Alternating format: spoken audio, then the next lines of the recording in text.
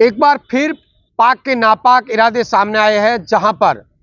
सर्दियों की मौसम शुरू होते ही पाक के तस्कर सक्रिय हो चुके हैं और बीएसएफ के अधिकारियों व कर्मचारियों के आंखों में धूल झोंकर कर एक पाकिस्तानी तस्कर बॉर्डर को क्रॉस कर बिजरार थाना क्षेत्र के केलनूर इलाके के अंदर घुसता है और 6 पैकेट हेरोइन के वह निश्चित स्थान, जो कि एक कुमट का पेड़ बताया जा रहा है, उसके नीचे उसने दबा करके वह रात में फरार हो गया।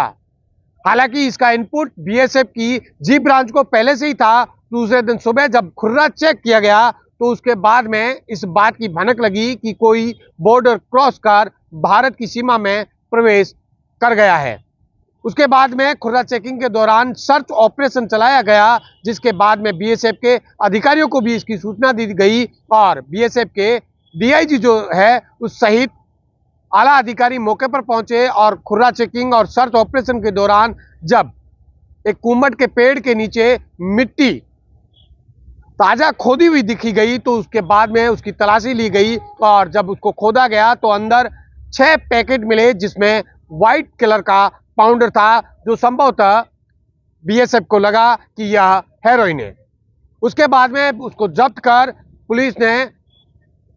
माफ करना, बीएसएफ ने उस पदचिन्हों की पूरी रेकी की। तब देखा गया कि वह तस्कर यहां पर हेरोइन दबा करके वह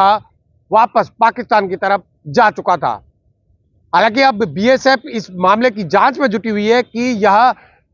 किस तस्कर को दी जाने वाली थी और कोई कोरियर तो नहीं है यहां पर बाड़मेर के केलोर बॉर्डर के आसपास। हालांकि इस क्षेत्र में पहले भी कई बार तस्करी हो चुकी है और हेरोइन सहित कई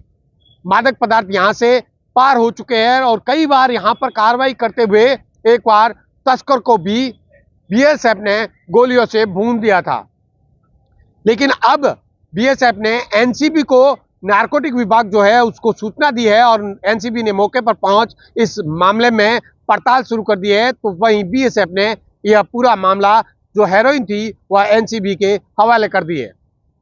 अब बीएसएफ व सुरक्षा एजेंसियां इस मामले की पड़ताल में जुटी हुई है कि यहां कौन तस्कर था जो पाकिस्तानी तस्कर के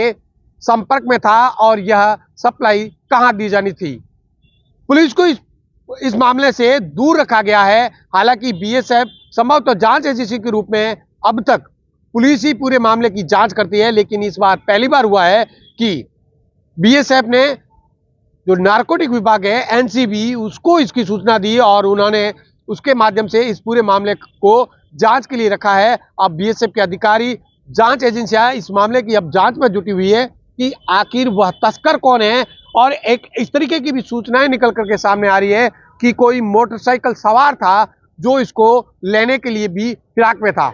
हालांकि वह कौन था इस बात की अभी तक पुष्टि नहीं की है। इस पूरे मामले में अभी तक बीएसएफ ने पर्दा नहीं उठाया है, लेकिन हमारे विश्वस्त सूत्र है, उन्होंने जो जानकारी दी है कि बीएसएफ के जो मुनाबाव के जी ब्रांच के डीसीजी है और इस साइड के जो केलनूर के डीसीजी है, चौहटन साइड के, इनको इस बात का एक इनपुट मिला था, कुछ हलचल देखी गई थी पाकिस्तान के उस साइड में। तो ये गुरुवार की रात्रि को तस्कर जो है वह भारत की सीमा में प्रवेश करता है, क्योंकि रात में सर्दियों में जिस तरीके से कोहरे के बीच में वो तस्कर अंदर प्रवेश करता है और